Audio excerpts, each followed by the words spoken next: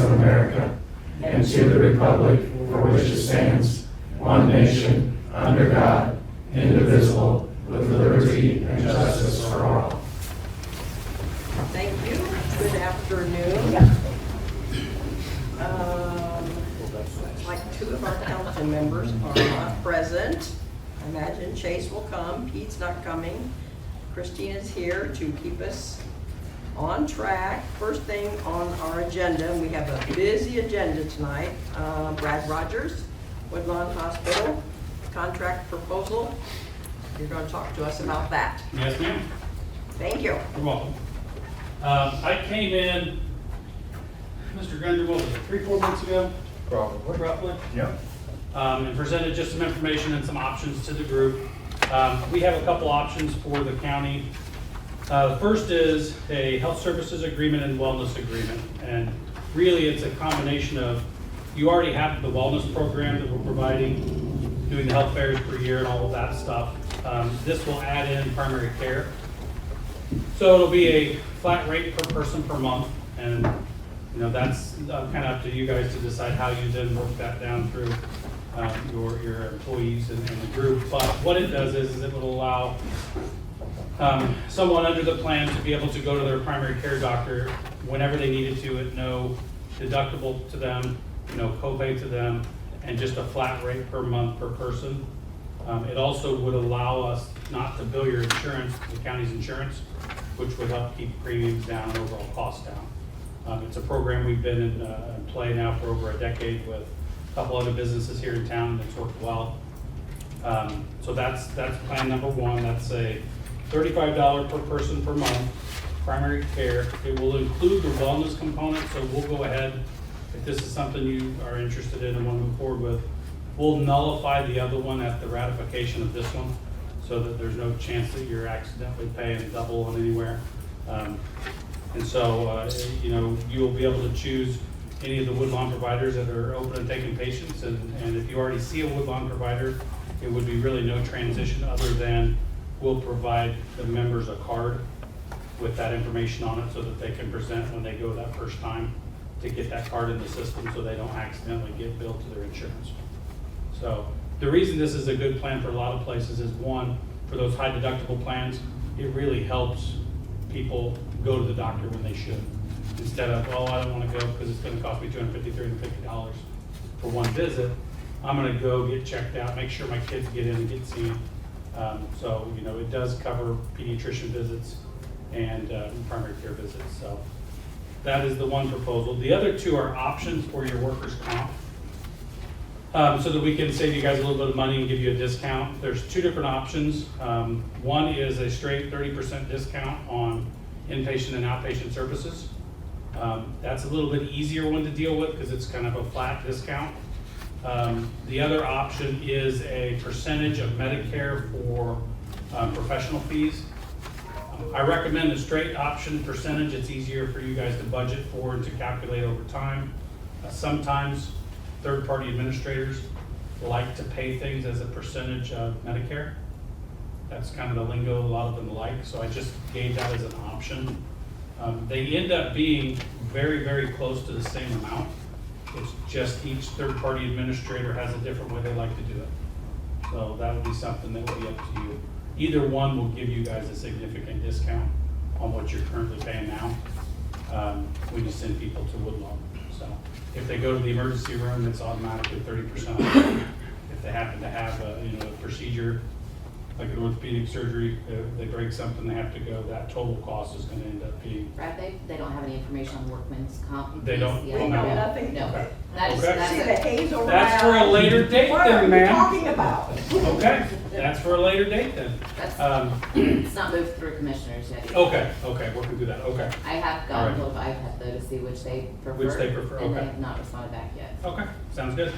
So, yes, the proposal is the $35 per person per month primary care proposal.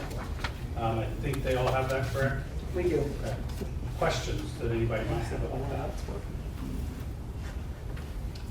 And that would begin January 1 and be for a year. Yes. For a year. 1 year. For 1 year. I think at one point I was asked always, if we do anything with the county, let's do 1 year at a time. Okay. That way there's sufficient time to review it, make sure it's working for everybody. We don't like long-term contracts at the hospital either. So I absolutely, it's 1 year at a time. And then what'll happen is that, let's say, okay, we decide to go with this agreement, and in January, you're gonna have 52 participants. Then you would pay at the end of December for January, so you typically pay the month ahead. And then, let's say you add 10 employees. You would just notify us in January that your 10 employees would be added to February. Or if somebody retires, you would inform us that that person is off of it, and that way we can keep track of it, and you would take the number of patients or the number of employees that are participating and times 35, and that's what you would pay each month. And then we'll just make sure we keep track of that. And we want to make sure that we let the communities know, the providers know that, hey, these people are covered and these people aren't. We don't want you to have someone maybe leave and then the next month show up and try to get a bunch of services and try to have you guys build for it. So, yeah, pretty simple. We've been doing it for 10 years. We've got about 500, about 600 total employees in the county through different businesses that are already on this plan now. Oh, wow. Yeah. So, yes, ma'am. How does it work if one of our employees has a primary care physician that's not in your network at the hospital? They would, if they chose to be on this program, and again, I don't That's what I'm know if wondering. you guys are deciding that it's gonna be everybody or everybody plus their spouses and dependents as well. But if they don't, they can establish with one of ours and use ours for that program if they choose to. Okay, that's what I'm Yeah. wondering. Yeah. So it's not unusual. A couple of our companies have people that maybe drive from Plymouth, or they may have a primary care doctor up there or that they see because it's close to home, but then they'll establish and come here anything that they need to do while they're in town. So this is $35 per covered Life per month, per person. So Yes. if husband and wife, $70. $70. Gotcha. And they can go to the provider if they need to, each of them 2 or 3 times that month. There's no additional cost, and we do not bill your insurance for those visits. Okay.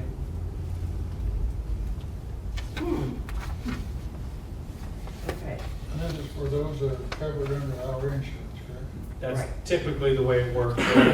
Otherwise, you guys, it kind of would hurt you financially if you pay for those who aren't covered under your insurance.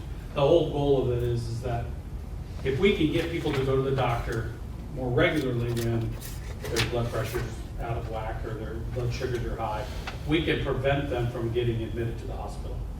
And out of every 10 patients, if we can prevent 1 or 2 people from really getting sick, then that saves you guys tens of thousands of dollars. A hospital admission with a 2 or 3 day stay could be anywhere from 20 to 50,000, depending on how sick the individual is. So that's kind of the goal. The other goal of this is that since we're not billing your insurance company, you're not increasing your overall claims. So over time, we can try to help flatline the cost of your insurance going up, which is what we've seen in some of the other companies we've worked with. An office visit and kind of across our region. There's 5 levels of office visits. The middle one is kind of the average visit, and that cost to the insurance company somewhere in the neighborhood of $225 to $280 for the office visit. Now, we know that's not what all the different insurances pay, but that's what gets billed. Well, if you can take that number and have it go completely away, then 1, your employees aren't having to pay that big cost up front if you have a high deductible plan. 2, they're not having to make those co-pays, so they're more likely to go to the doctor and get things checked when it becomes a problem. But overall, we can save in a year, the total bill to your insurance of thousands of dollars, because we're not gonna bill that. And the average person truthfully goes to the doctor about 4.2, 4.4 times per year. So really, if you look at the cost of this, it's kind of based on what the averages are for men and women, and how many times they normally go to the doctor. Any other questions or comments? Board members? Like, if they're on Medicare, none of this really applies, right? Even If you are employee, but- if you are employed and insured, that's a decision for the council. Most companies, it doesn't make sense to put somebody on a plan that's not insured under your benefits. Right. So this is strictly for employees that have insurance through the county. Do we have a number of how many employees are in I wanna say it's usually hovers around 110.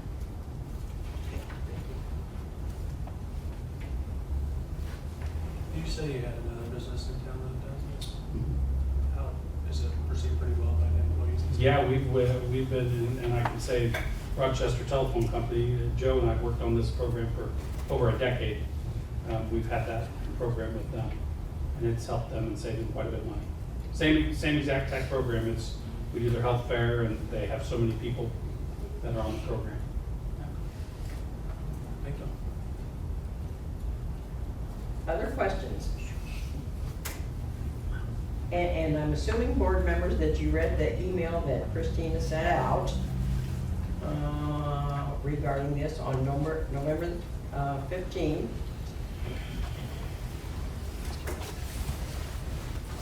I'm reading just a few things that the cost of the service is lower than was originally quoted, only $35 per month per member, and it will now include the wellness clinic that is held twice a year. Employee retention and attraction should be kept in mind as well as the bottom dollar. And we have the money to pay for this. The health insurance rates are the same in 2024 as they were this year. Each department's budget holds a 20% increase for 2024. That could be used to pay for this service because the insurance premiums weren't that high. I just wanted to bring that to your attention. So this is only for people, if they want to sign up for it? That just their radio's on it automatically? I'm assuming Well, I mean, is everybody that's insured going automatically, or you gotta sign up for it? I'm sorry, what? Would have to be the. will they automatically, if the employee is insured through the county, will they automatically be on this? No, they would have to opt into it or waive it. Opt in or waive it, okay. I can't imagine why anybody would waive it, but what do I know? Well, it would depend on who paid for it. If they gotta pay $35, or if you guys gonna pay part of it, That's true. all of it, or That's true. percentage of it, or what, that'd be the. That's true. But I will remind you that it's never been brought to the commissioners, and it's never been brought to the insurance committee. It was never brought to the insurance committee? Or the commissioners. You were also emailed the same I time. was emailed, but it was never brought to us in a meeting. We signed a contract in a meeting. I asked for a recommendation from the insurance committee. You She should did. have an insurance committee meeting. Did you? We didn't have the meeting. I'm not arguing with you. Okay, so Rick, you're saying that you want us to table this for the insurance committee to meet and discuss this? Yeah, and then the Is that- commissioners has got to sign it, and then it should come to you guys, because you guys are gonna decide whether whether you want to pay for it, or whether you want the employees to pay for it, or a part of it, or what you want. Yeah, so Okay. this is their first formal time of hearing of it. So at first I wanted to see if they even wanted to fund it, but I also did ask for a recommendation from the insurance committee. If you wanted to meet, that was fine, I just never heard that anybody wanted to meet. Okay. Mr. Branstad, if you want me to come to any of that meeting and. No, I think it's a great Details idea, of I it. really do. But it just needs to go through the process before we, Okay, Sounds like we need to put it aside till it's brought to us formally. now you guys can decide whether you want to, if it gets I passed, guess if we you wanna could pay say for it whether or we'd be not. willing to fund it, but Well, so I would, you I would agree. think. I mean, I would so say. let's talk about if we're willing, if we, the council, is willing to fund it on behalf of the insured employees. Let's talk about that. I do have a question. Would we have enough money to pay the whole $35? We do. For everyone? We do, Okay. Yeah, that's what she was saying. Okay, that was clarification. we do. I have a At question. least it should. Traditionally, you haven't paid it in the past, right? This is new. This is a brand new something. And you used to take out my check when I was doing the maintenance here monthly for insurance. This is all different? Correct. This is in addition to, In addition to what they have now. correct. And what they have now, they pay for, right? A portion of it, yes. That's what I was remembering. It's been a while, so. Well, I would be in favor of supporting this for sure. I would say since we see it's there in the budget and we have the money there, I'd be in support of it. How many people are on the wellness program already? Offhand, roughly? It depends on how many show up. I think the numbers have been dropping, so I think it's down in the 20s now, 26, 28. That sounds Well, we about do, right. yeah, we do it twice a year, so Yeah. we end up closer to 40 or 50 by the end of the year. Okay. Like maybe we have 25 in the spring and 22 or 23 in the fall, so. I know the beginning of the year, that the first one we had, June, was it June, March? That one was the attendance. Very busy, yeah. Yeah. So any other discussion? It sounds to me like the consensus is that we would be willing to fund it. Is that a correct statement? Sure. Did you say the $13.50 for the wellness is included in this now, you said? Yeah, if you guys decide to go to this program, we'll nullify that agreement and contract and start this one up at the same rollover time frame, and it'll just become part of one agreement. So they won't lose any of those wellness fairs and checks every year. They'll just add this onto it, and we'll put that under the same cost so that you only have one payment per month. That'll make it easier, instead of having two separate agreements. I mean, I hate to try to force anybody, if we're gonna pay for the 35, can we kind of tell them they need to go to the other wellness thing also? That's one of the things that I proposed, is that you tie it together, so that way it's encouraging them to go to the clinic. Right. And then if you do attend the clinic, then the county would cover all or portion of the wellness service that's connected with it. Yeah, what you're saying, the $13.50. Yeah. That's comes off. That's, you know, like I said, that's null and void, and You'll have one flat fee per person per month. 35. 35, and it'll cover all their primary care needs. And if you decide that you're extending that for their dependents and children, they would be able to go to pediatricians at the same fee, 35 per person per month. And the wellness fairs that we're currently doing will just continue as always. Everyone can go. We would like to get as many people to come as possible. That's about $1,000 worth of free lab work. yeah, so I mean, if we're paying for So- it, it'd be nice to get them ready to go. That's up to you guys. Some companies, it's absolutely mandatory, and some companies, it's not, and so you get a variety of participation.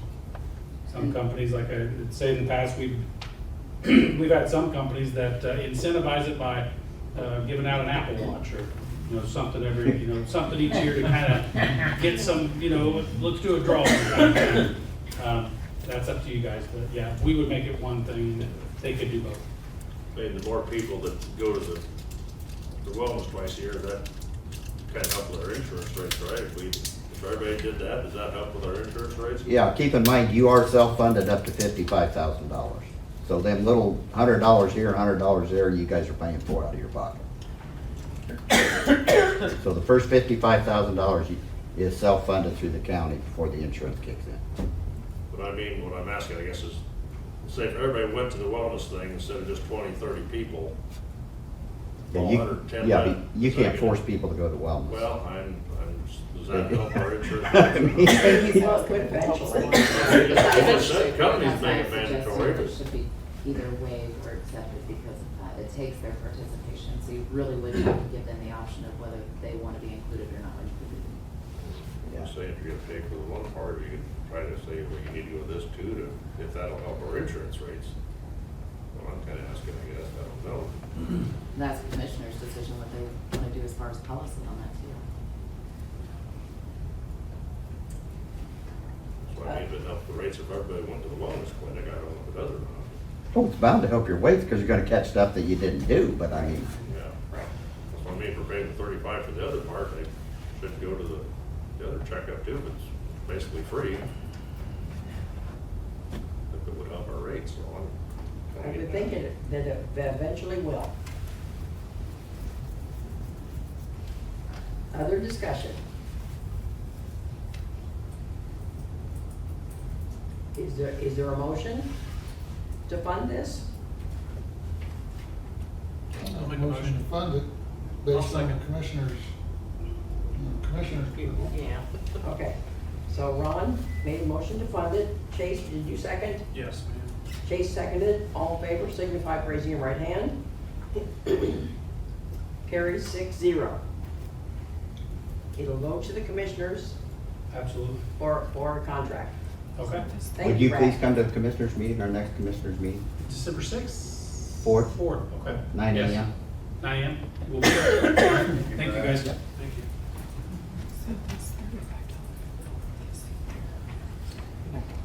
So Rick, we didn't have a contract. We didn't know that there was one. We don't know anything about that. This was just a discussion to see if there was interest from our point of view to fund it. So we weren't trying to usurp. No, that, I understand, it's nothing on you, Okay. there's nothing, there's no. Okay. United Ministries, Mr. Ted Wagner. Good evening. Good evening. I always enjoy following somebody who says that they can save the county money before we can start talking to you about something. And I'm a part of the Rochester Telephone Company, and we've been in with that program for 10 years. And as far as I know, the client, the employees all are very much in favor of it and very happy with it. Good to know. We've never gotten any reports of any problems Good. back. We like positive reviews. Right. Thank you. I'm here as a member of the board of the United Ministries. Our board president, Reverend David Smoke's here, Reverend Steve Hartman's here, and Barbara Absey, the secretary, are also here tonight. United Ministries, as I told you in the fund request, did everybody get the fund request? Okay. It's been around, it was incorporated in 1973. The actions of the United Ministries, of course, have been going on for probably 100 years in Fulton County, but it was formalized for the purpose of providing food pantry, and outreach opportunities together with the Christmas Basket Project for our neighbors who oftentimes run into difficulties. The ministers of the local churches, our board members, 2 lay persons from the active churches are also invited to be board members, which is how I serve on the board. And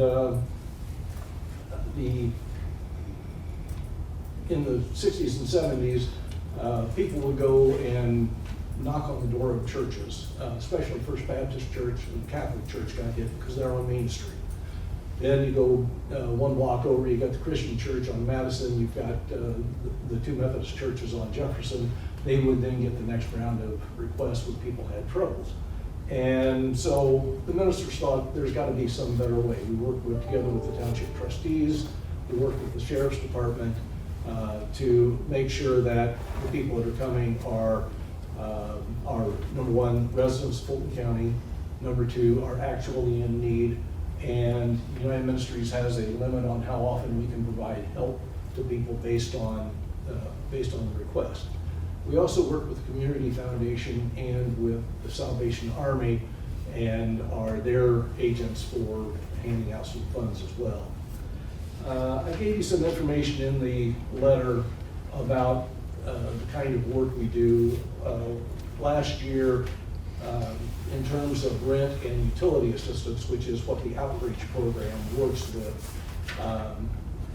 we took care of a number of families, but there were 267 children in those families who had United Ministries keep them living in the apartment or the house they were living in, either rent or mortgage assistance, or keep the lights on, utilities provided. And 267 children in Fulton County, not including Akron and Henry and Newcastle Township, because they've got a great program over there. That's a lot of kids. And during COVID, we were blessed with some extra money from the Lilly Endowment through United Way and the Community Foundation. There was a program that provided especially for food assistance and for outreach assistance. And we were able to increase our benefits. We provide $400 rent assistance to people, but you can't rent anything in Fulton County for $400 anymore. And nobody comes to us until they're a month or 2 months behind and they're being threatened with eviction. So we work with landlords regularly. We provide $600 in utilities. Or do I have those numbers backwards? No, $600 for rent, $400 for utilities. And we deal with Duke and REMC and NIPSCO to keep services to these people. Now, we're talking about, over the years, almost 2,000 people come through our doors. That's 10% of the county. We got 20,000 people in the county. And now, food pantry, you can come once a month. But for rent or utility assistance, you can only come once a year. I mean, this is not somebody's freeloading off of United Ministries. This is, in fact, a real problem. And we've been doing it for 50 years, and we plan to continue doing it for as long as there's need. Now, what we've done is we've looked at the ARP legislation, the ARPA funds that were provided to the county, and the Congress's report on the internet says that municipalities are granted flexibility in choosing how they'll spend their ARPA funds. As outlined in the final rule, it must fit one of the following categories. And it says responding to public health and negative economic impacts of the pandemic. And then in describing that, it says utilize funding for programs or services in response to those impacted by the negative health and economic impacts of the pandemic, including to the general public. So part of what you were granted, and I know you got a sizable amount, I know you've got quite a bit of money left, although I know there's a lot of demands for it, is Congress authorized you, as much whether you like ARPA or don't like ARPA, and I know there's a lot of people on both sides of that one, you've got the funds. And the rule says that, and it's the top one in the list of under the final rule, is to help the general public who are suffering from the consequences of the pandemic and other economic events. We know it's difficult to do, and you know that if you provide something to us, we'll be back, because that's just it's a part of being a community neighbor. Now, I know there are people in Fulton County who, we're getting into the Christmas Carol part of the year, and so Ebenezer Scrooge is going to be on everybody's minds, if not hearts, to say, let them live in the poorhouse. But that's not what we want to be. That's not where Fulton County wants to be today, tomorrow, or for our kids. These are people that if you came and worked, we've got 18 people that work in the food pantry, volunteer. Nobody at United Ministries gets paid a dime. 18 people in the food pantry that volunteer, make sure their food stuff's available, ready to go. What have we got? 6 people volunteer for the outreach program. And these are people who sit down with these families and get the information and provide it. and then turn around and deal with the utility companies. And you know, they don't have a special number, so when you call Dukes and try to get through the phone tree, that's what our volunteers are doing for the people who have needs. And so we're asking for $30,000. That's about 2 months' worth of funding. Right now, in the middle of September, we had to shut down our outreach program because frankly, we ran out of money. We're going to open it back up on January 1st. We've had some nice donations. We've raised some funds, but that August, September period is the period almost every year where the money we raise just doesn't carry through enough. We've got outstanding requests to a number of other businesses and organizations. The Optimist Club had an exceptional year with their pumpkin project, and they made a special grant of an additional $5,000 this year. But those kind of things are going to help us. But we're spending $15,000 a month on outreach program. And when we do that, you know, we do that the best way we can. On the food pantry program, we don't have to spend that much because churches are much more generous with their donations. The different churches will raise money, will bring foodstuffs to the food pantry, will bring paper products. I know First Christian Church, where I attend, we've been doing paper products for about 5 years now, and we raise about $5,000 worth of paper products. And that's all off budget. So when you look at our budget for food pantry, you know, we've only got less than $20,000 in the budget for food pantry, but we're getting another $50,000 or $60,000 in foodstuffs because the Gleaners programs, the food bank programs, the Milford food bank program provides a lot of services, and we, in cooperation with Cross Church, work those programs very, very well. So, so we're not. Nobody who comes in looking for food is ever turned away, but people who come in looking for utilities and rental systems sometimes are. And this is what we're looking for the county to provide some assistance for. And we'll be glad to answer any questions that you may have about the program, about United Ministries. But we've got about 12 churches that are active on the board with a member, a pastor, or somebody. We've got probably 22 churches that are contributing funds to the United Ministries. We've got over 100 people who make a contribution during the annual year. So we're raising $100,000, but our budget for need is $180,000. So we're coming to you for a reason, what we think is a reasonable request, and we know you've got funds available in a special category that, you know, it's going to be difficult for you to use them for other purposes. So, like I said, we'll be glad to answer any questions. Questions, comments, board members for Ted? Has this been taken to the ARPA committee? To the who? To the ARPA committee? There's a committee that all ARPA requests go through first.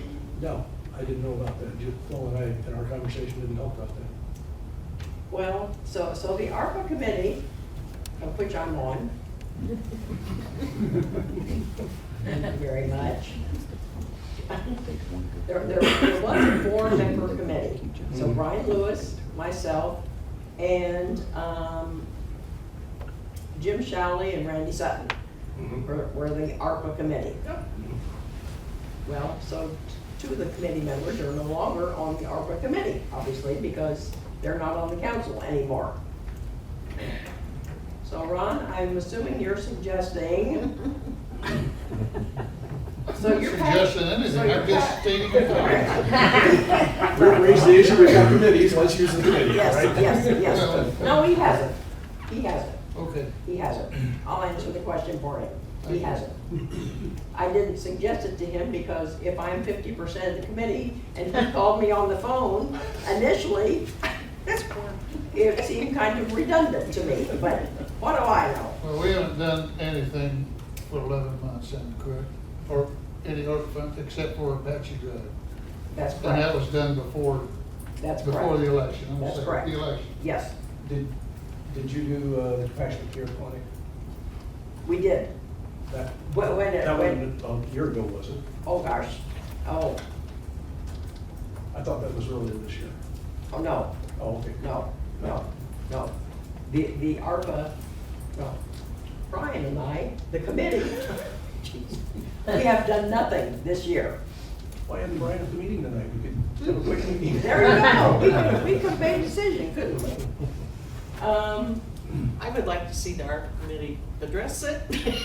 You would. Because I think this is one of our strongest organizations in the county. Me too. And I feel like it's money well spent and well handled.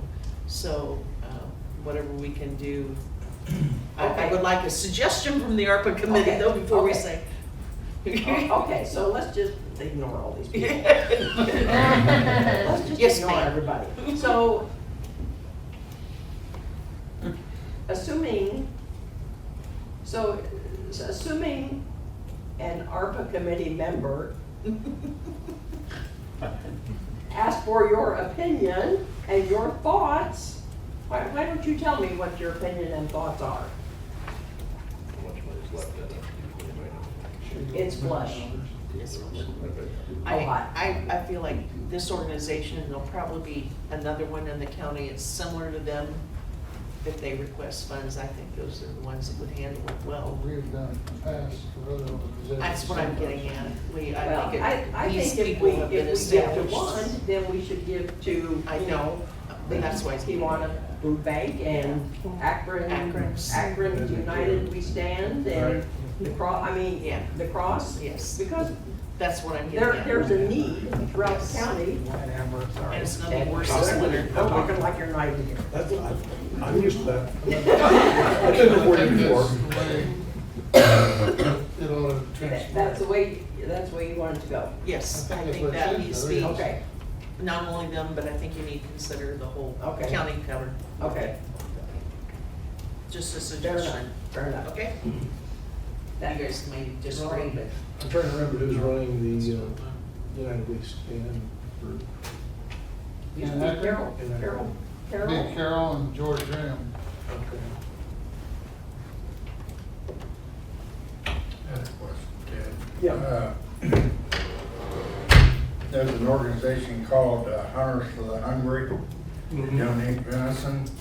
You guys ever get any donations from them? I don't know that we get donations from Hunters for the Hungry. We do get donations of food stuff. We get meat from Milford, and I don't know exactly where they get theirs, Food Bank, I think. There's a statewide organization of these kind of organizations, food banks, Food Finders is out of Lafayette, and Gleaners is out of Indianapolis. Yeah, I don't know if Hunters, but, you know, because we can't afford to process the meat or any of that stuff, so. For example, I know, like myself, we had a food bank out there at New Life Church, Mhm. and I used to put a deer a year in there, Mhm. and I had it processed, and a lot of the patrons enjoyed getting that. Sure. And now we no longer have that, so I'm looking kind of for a place to donate a deer a year. Sure. You know, Mhm. and I think if that would be agreeable with you folks, I think that's a resource that is there that you could really probably get quite a bit of me. That's a good point. One complication we have is that United Ministries and the food pantry are in the Community Resource Center, Mhm. which is a beautiful building on finite space. So you probably don't have the space to store them frozen. Right, we have a couple of freezers in there. We but- have a freezer outside now that was donated by the jail, Oh, okay. so we have the space now. So a larger walk-in freezer is now available, so, Huh. good, from the old jail. So, You know, the other thing, I had a question. Do you have fundraisers where people can donate, or is there a way you operate on fundraising? Most of our fundraising goes either through churches or through people who already donated, get their name on the list, and we send letters out. The other way is a couple times a year, you'll see an article in the Sentinel that says they've run out of money, and if somebody doesn't make a contribution, you know, people are not going to be assisted. For the last 3 years, we've done a better job of communicating with our donors, and it is helping, but we still need to improve that. We appreciate the work you do, and there's a definite need there. There is. So, Other questions or comments for Ted? Lori? If the ARPA committee tends to put it, you might put it on your schedule for September again next year, since that's when they run low. Make sure they address again. Okay. Good point. Put it back on your agenda for December and have a committee report, maybe you can take a vote before the end of the year. Okay. There you go. Okay, so we'll move forward. So you'll table it until the next meeting, Yes. which will be, Our next meeting is December 12th.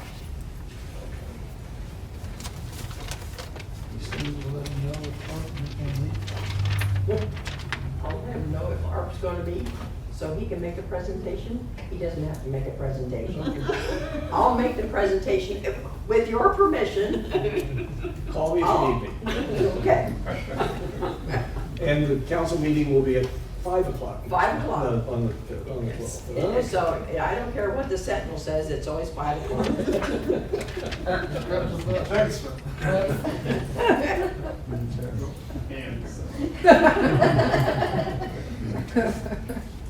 Thank you, Ted. I know. Any other questions? She did, she very much. Thank you much. She hit you kind of hard last. Okay, Do you imagine it's on next agenda? yeah, please. Please and thank you. Okay. Chris, let's talk about the Kiwanis Fulton County interlocal Absolutely. cooperation or agreement or So whatever they with me had. tonight is Kiwanis Town President or Board President Darren Collins. Welcome. Thank you. So last month, we presented to the board a interlocal cooperation agreement between the town of Kiwanis and Fulton County. Basically for a zero interest loan, short-term loan, to cover the cost of a bond anticipated note or a ban to start their water project. And that amount was for $500,000. We did present this to the commissioners last night. They did sign the agreement.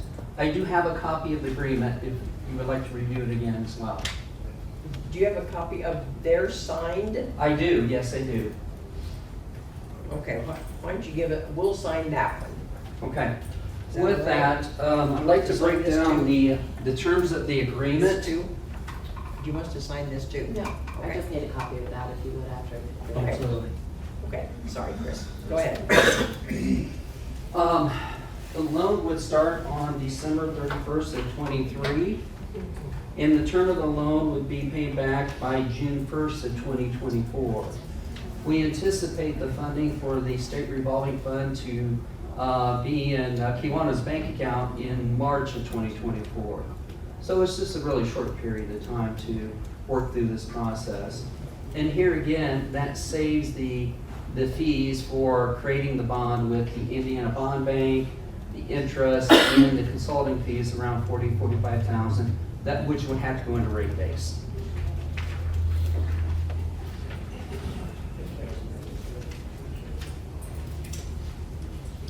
Any questions or comments, board members? We talked about this at the last meeting, so this is just a matter of making a motion and then signing.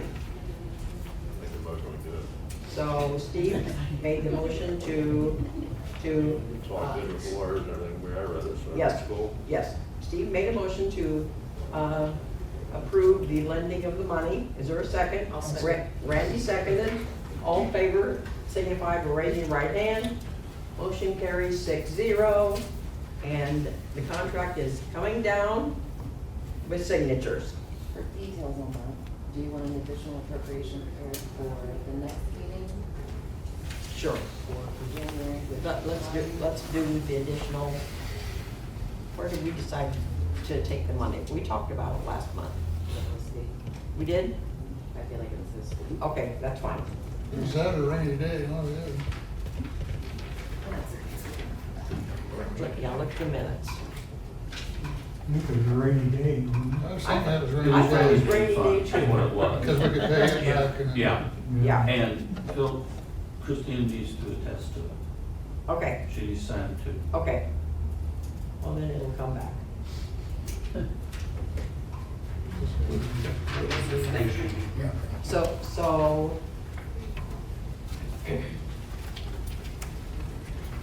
So first there was a motion, so Steve made the motion to sign the Kiwanis Fulton County Interlocal Cooperation Agreement, and Randy, you seconded, yes? Yes. All in favor, signify by raising your right hand. Motion carries 6-0. Now, the appropriation, we will do the appropriation next month out of rainy day. I believe that'd be the best use. Is that the consensus? Everybody's nodding, okay. Yes, yeah, thank you. Thank you for your time. Thank you. And the town thanks you. We are glad to be able to do it. We are glad to do it. Okay, now where are we at? Department updates. John Geyer. He's gonna wake up first. John Geyer. Get back here sneezing. Good evening. How are you? Great, how are you? I'm peachy. Got a few things for you.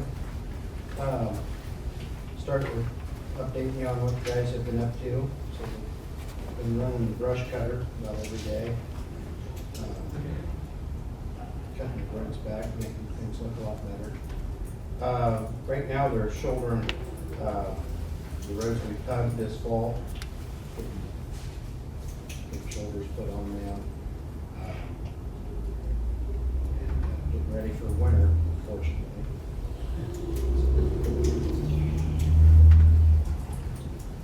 Hopefully it won't be bad like last year. You're not allowed to use that language in a public meeting.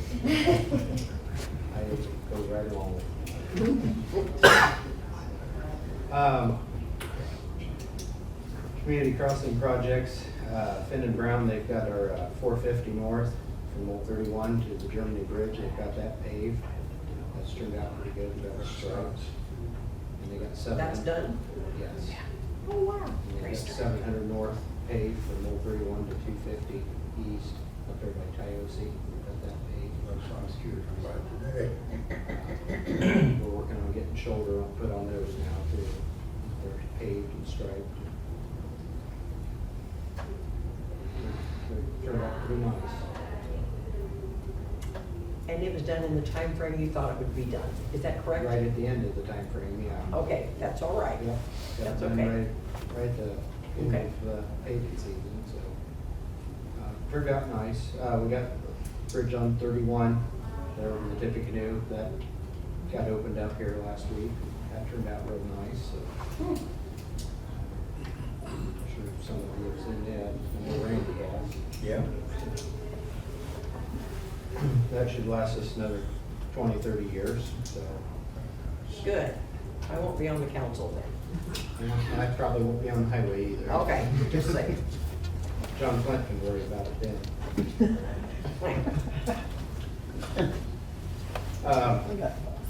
Last night I brought the commissioners a fuel contract for 2024. I sent you guys a copy of it too. We locked down the fuel prices for next year. We locked in on and off-road diesel for January through March. We locked it in at $2.87 a gallon, and from April to December of next year, we locked it in at $2.81 a gallon. And gasoline, from January to July, we locked it in at $2.50, and from August to December, we locked it in at $2.31. So we've been locking it in every year. So is that what it was for this year?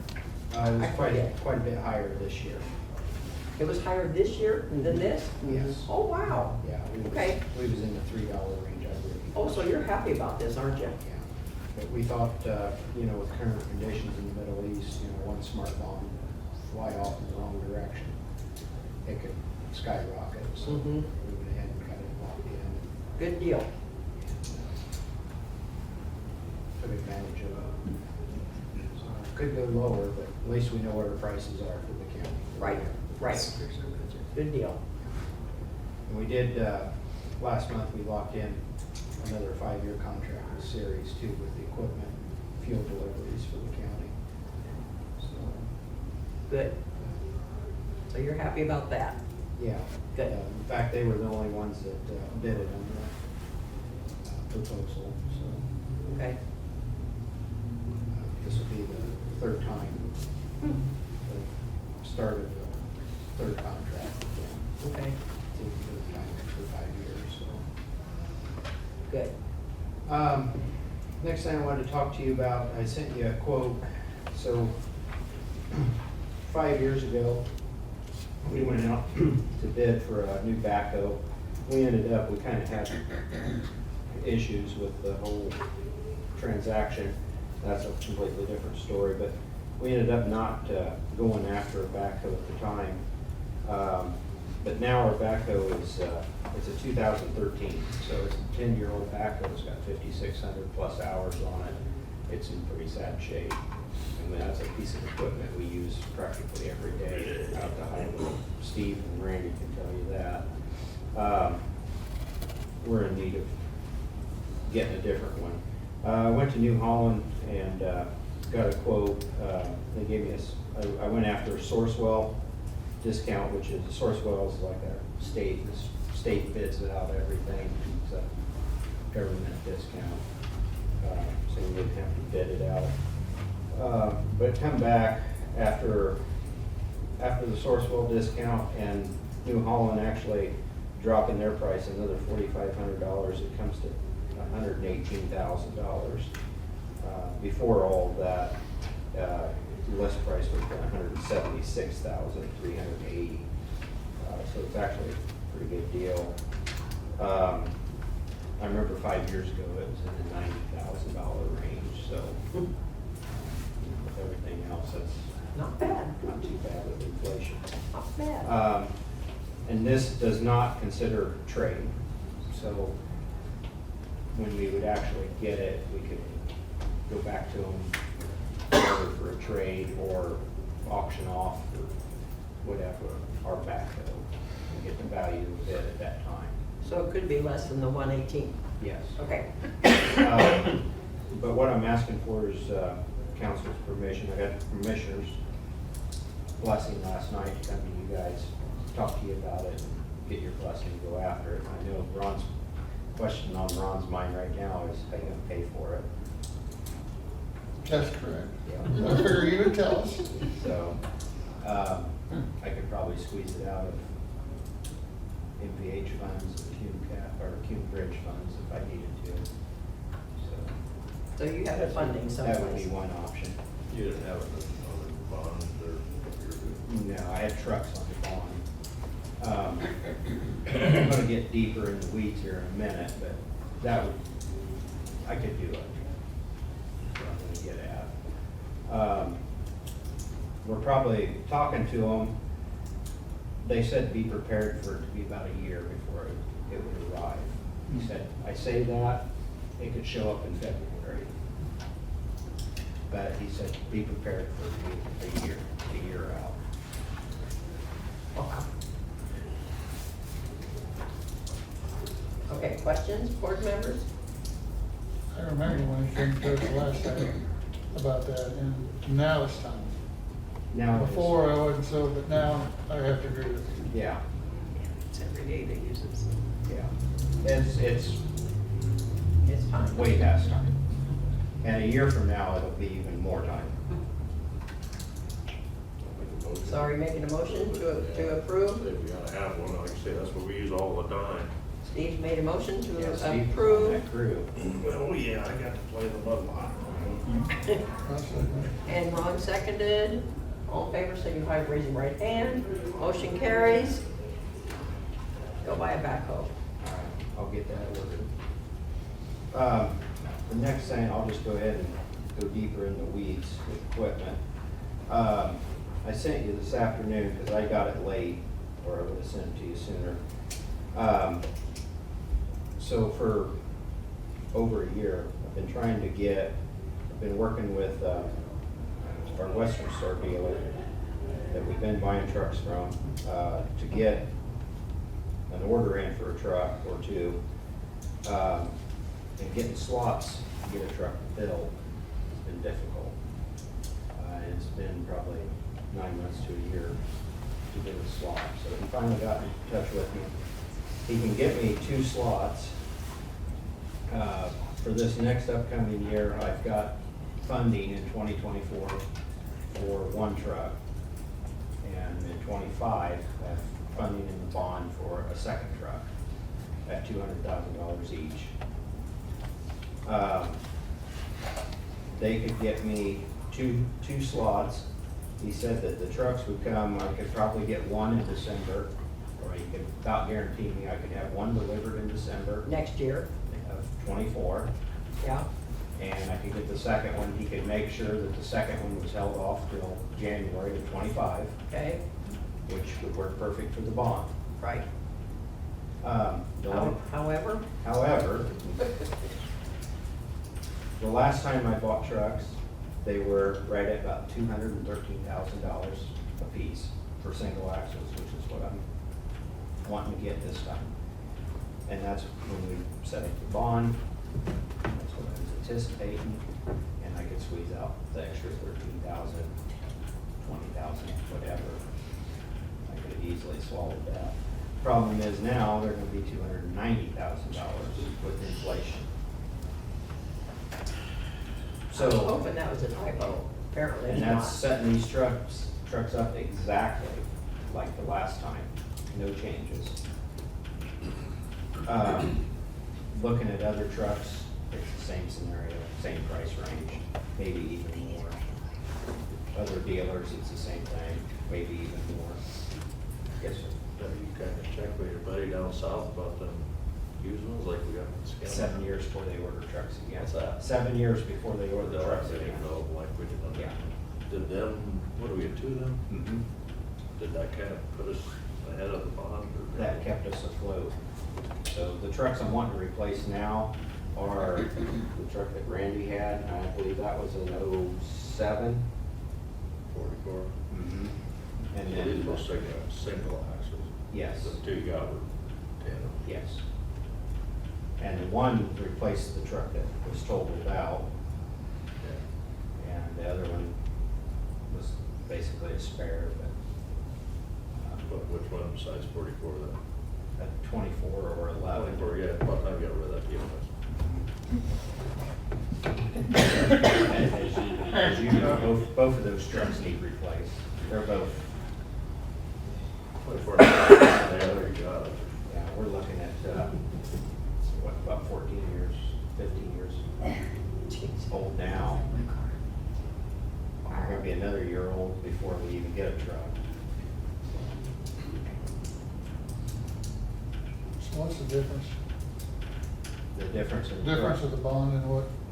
about 160,000.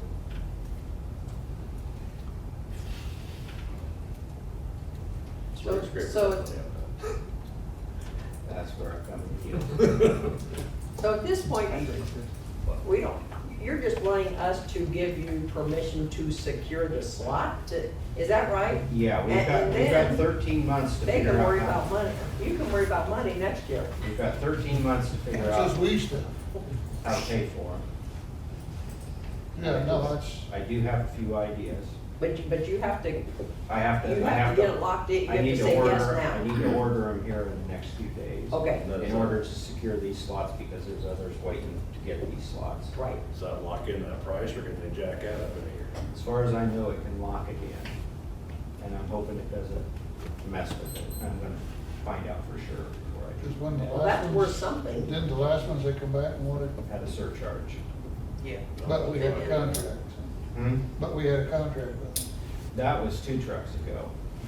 So the first. It wasn't the Carmel trucks. No, the first trucks we ordered, so I'm going back, brand new trucks, not Carmel, brand new trucks. 2 times ago, they had a surcharge, and Truck Centers up at South Bend, they ate that surcharge.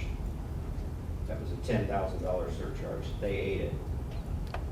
Then the next year, we ordered trucks, there was a $10,000 surcharge, and I believe that, and don't quote me exactly, but I believe there was a $10,000 surcharge. They ate 5,000, and we got stuck with 5,000 Do we get something in the per truck, contract somewhere where they can't pull that again? perhaps. Right. I can try. And maybe this covers that. I'll have to talk to them some more. So at this point, you just want us to say, yes, lock in the slots. Is that That's what right? I'd like to do, yes. Okay. Comments, questions? I don't know that we really have, I mean, I think that's the smart thing for him to do, Yeah. you know?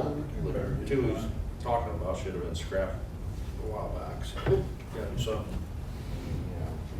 Yeah. Okay, so then, I'm gonna ask for a motion. So moved. So Randy made the motion, Steve seconded, go ahead and lock them in. All in favor, signify by raising your right hand, 6-0. Go for it. Okay. The only other thing I wanted to tell you about is some appropriation and transfers I got. You'll see a $10,000 appropriation from 1176 MVH, moving that over to repair building and equipment. This is just to cover expenses in the shop till the end of the year. Got a few extra expenses there. Okay, And then you're also gonna see an appropriation, talking about ARPA funds. I guess I'm asking for some of that too. But this is out for the museum.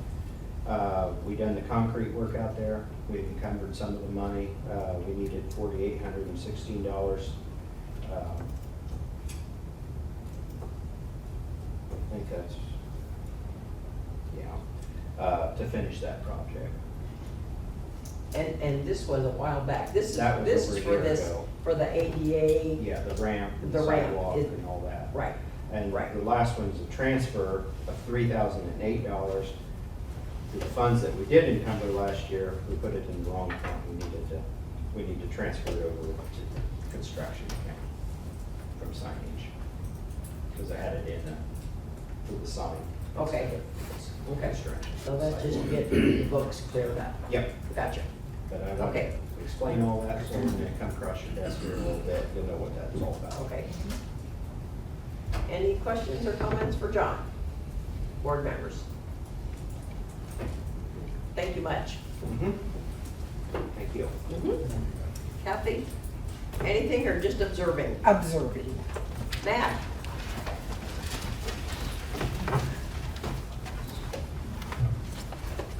Good evening to you. Good evening. Sheriff Eichmann is absent, so he sent me in his place. You lucky dog. I'm not asking for money though. Well, welcome. Thank you. Sheriff Eichmann had sent you guys the October monthly reports on Friday. Are there any questions on those that I can answer for you? I have no questions. Anybody else?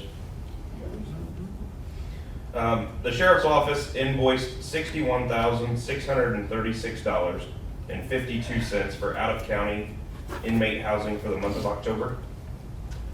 Wow. An ordinance has been drafted to allow public donations for the canine program. In the years past, we had funneled those canine donations through the FOP. By doing this, it'll bring it back in-house, so we're dependent upon the FOP to get those monies that we've already raised. So that'll streamline this process and keep it all within the county government. We are accepting merit deputy applications through December 29th, 2023. Senior Deputy Matt Craig has accepted a position with the Bourbon Police Department. His last day with the county will be November 29th, 2023, and we want to publicly thank him for his 15 years of service. On November 29th, the Sheriff's Office, we're going to have a luncheon at 12 o'clock. Everyone's welcome to come. Vehicles. We are still waiting on the 2 Tahoes from Cops Gear to be outfitted. He's backlogged. He has assured us that those will be done by the end of the year. We've completed interviews for animal control. We will review and present our recommendation at the December 4th Commissioners meeting. Next thing is QCC medical billing. That is who we use for the inmates. We've been invoiced for $154,687.33. With the scrubbing they've done, they've reduced $138,555.65. So the county has been responsible to pay $16,131.68. Any questions? What time did you say that's party was? 12 o'clock on November 29th. Say it again. 12 o'clock.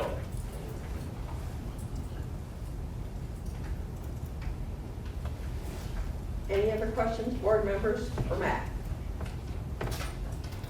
Does he have the update on the building? You guys are on? The pole barn? Yeah, Fulton. I do not know. I know Chad was working on getting quotes for that, but I don't have any idea. Thank you. Anything else, board members? You said it was at the jail. Yep, at the new sheriff's department. Yep. Thank you, Matt. Thank you. Megan? Good evening. Good evening. How are you? I'm well. How about you guys? I'm well, thank you. You guys ready for the holidays? Of course. Mm, So introduce yourself in case some people don't know who you are, who and why you are. Who and why I am? I'm Megan Malott with Fulton County Soil and Water Conservation District. And I'm coming, did you guys get my email? I know Christina said she'd send it out. I sent you one. Yes, you got it. I'm here with my district support specialist, Sandra. So she kind of helps me through the finances as I'm still learning everything. Okay. And we come to find out that we're double reporting to State Board of Accounts. So I don't know if you guys are aware that the Soil and Water Conservation District reports to State Board of Accounts. And then we report to you guys for the same thing. So like if I buy a stapler through the district, I send that to Chantel, and she reports it to State Board of Accounts, but I report that to State Board of Accounts too. So it's getting double reported, and I wasn't aware of that until recently. And a lot of districts in our area, they just get a lump sum from their county, and then it saves time and money on the double reporting aspect. Does that make sense? No. Okay. So I'm sorry, so. No, it's okay, because it is complicated. Okay, So if I buy a stapler, yes, I have to go through my board to be able to purchase that stapler. okay. So Mike, he's my supervisor, and he's in charge of district staplers. funds. Yes, I understand that. So, go through him, get their approval, and then at the end of the year, I report to State Board of Accounts. Everything's spent through the district. Okay, So, through my county budget, I have office supplies and other budgeted lines. And so I will get reimbursed through the county for that stapler. So Chantel will reimburse me however many dollars for the stapler. Okay. Or Christina, whichever one does it. I work with Yes. Chantel more than Christina. that's all right. So then they Chantel and Christina report to State Board of Accounts of the same stapler. Okay, So it's double reporting. So Okay. it's double time spent and money in reality, because it's my time that I'm being paid for, and Chantel's time and Christina's time all spent on reporting one stapler. okay. So I'm with you so far. Okay. And so what are you asking for? I am asking to see if the county would just, instead of having to go through that whole entire process, if we can just get the appropriated budget line items as a lump sum to the district. Does that make sense? It'd be a draw. Yeah. They would Yeah. have a draw in January, a draw in July. You give them their, or however you want to, however you want to do your draw. They would get the money, she puts it in, she spends it however her budget is set up to spend it. She reports to State Board of Accounts at the end of the year that this is what she spent the money on. Rather than reporting to them and then turning around, the county does the same thing. If the audit happens to pull that claim, they're looking at the exact same claim that she's already reported to State Board of Accounts. So this is only the amount Our budget. of your budget that is specific to staplers. So with, I mean, it's not the entire budget. with the districts, Is that correct? with I was gonna soil and say, water districts, what you happens with pay payroll? them their salary, that's separate. And then she also has appropriated budgeted, I forget what all you have. $6,295 Like for for like operating. For operating Yes. expenses. like rent, maintenance of a copier, office supplies, postage, dues, continuing education. All those budgeted line items amount to $6,295. And Okay. that's the portion of the budget that I'm just asking, if we can just get a draw once a year or twice a year. The districts do it differently, some get once, some get twice. So then you would not, am I correct in thinking that you would not, I'm talking to her and looking at you, Kathy, need to submit a claim, so when I say stapler, I'm just being stigmatized. You would not need to submit a claim to Chantal for the stapler. Is that correct? Correct. That's the whole purpose of this. Yes, Okay. Yes. because it's a lot of work to have to go through everything. Do it twice. Twice, not just once, but Do a twice. claim twice. Okay. If we don't have to have the receipts for State Board of Accounts is all I care about. The only thing I would need is a contract to release all of those funds A in contract. advance. Which is what I. That's the commissioner's office contract. Or agreement. And I did go through the Is that what- commissioners and they did give the blessing Is that what this yesterday. is? Is that the is that what this is? Is that the contract? Yeah. The only way it would really affect council is at the beginning of the year, if her budget was 30,000 and you give her the whole 30,000 up front, she's in county general. If she doesn't spend all 30,000, then she still has 30,000. If it's kept in the county and she only spends 20,000, then the county retains the other 10. Okay, That's the only okay, way that it would affect the county. okay. You know how much of your budget you actually spend? Do you use all of it? Usually, yes. Because it's just a small amount, it's a So whole, we're talking, $6,295 is all. we're talking nothing. Okay, The budget doesn't increase, it just stays the same. It's just They allocated. don't receive large increases. Does the commissioner approve the contract? has the commissioners, I was there yesterday at the meeting and I went before them and they gave my blessing. They gave me their blessing to come to you guys tonight. okay. So do the commissioners need to sign this too? She wrote it. You've not seen this? If it's a contract, commissioners need to sign it or have an attorney look at it. She got it. So I would, right, so the commissioners would need to, at their December, they need to sign it first and then They send need it to to have us. Holly look at, make sure Holly looks at it. Yes. Right, let's do that. But she looked at it yesterday. She was there with them. Oh, yeah, she did. Yeah, she did. She looked Okay. at it last night. Were 'cause you I there? do, yeah, I was here. Okay, Yeah, I remember, Did you the did me in the did the tour. commissioners sign it last night? I didn't have anybody sign anything, they wanted to make sure that you guys were okay with They it. wanted you to bless it. Gotcha. Okay. Questions, comments? Are we all in agreement with this? We're all in agreement with the commission, so get on the commissioner's agenda for December 4th, I think. Yeah. Have them sign it. Then it'll come back to us at our December 12th meeting and we'll sign it. Okay. Fair enough? Yes, thank you. Okay. I appreciate it. Thank you for your patience with me Not a problem. and Ron. Okay. Anything else for me? Anything else, board members? Thank you much. You guys have a happy Thanksgiving. Thank you, you too. Okay, who else is out here that wants to talk? Michael, do you have anything, or are you just observing? I'll get, yeah, I'll let you in on my world for a few minutes. We want to know about your world. Should we be like, Last night I gave, to the commissioners, I talked to them about, a calendar for Ready 2, which has consumed my life for the last 2 months. Very detailed deadlines and, what's going to happen in the next few months and things like that. Got the programs together. And then literally at 10 minutes of 5 this evening, I walked in and printed this thing off.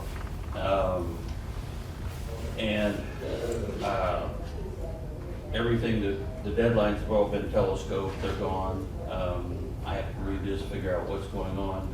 The only thing that I can tell you at this point is I had a meeting, I still have the meeting on the 29th of this month in Kokomo to talk about Ready 2. We were going to discuss out of the 6-county region, cut down 60 projects down to 30. And now we, according to the email that I've got here, we're now cutting them down to 20 projects.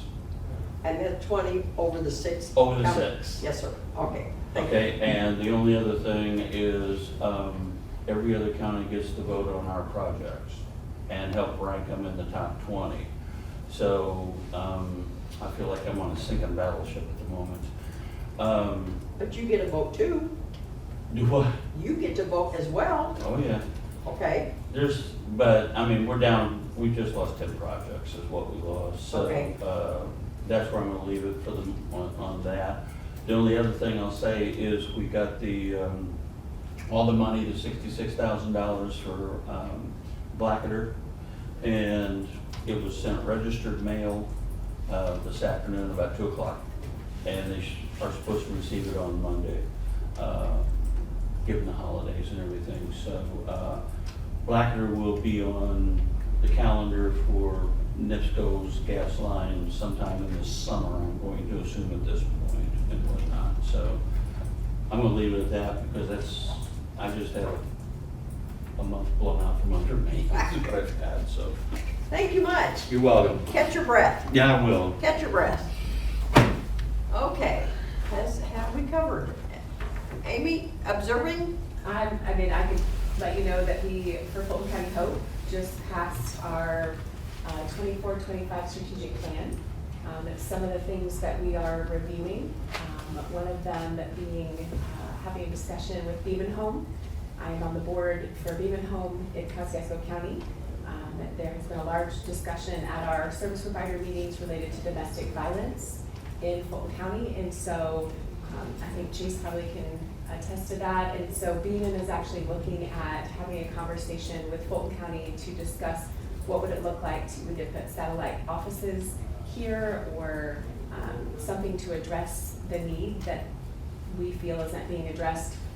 They have resources, so we added that to the strategic plan. So the board for Fulton County Hope will be visiting with Beaman Home and reviewing the facility and just asking good questions, seeing what that looks like, as well as going to combined community services to discuss a program that was created called the Self-Sufficiency Program.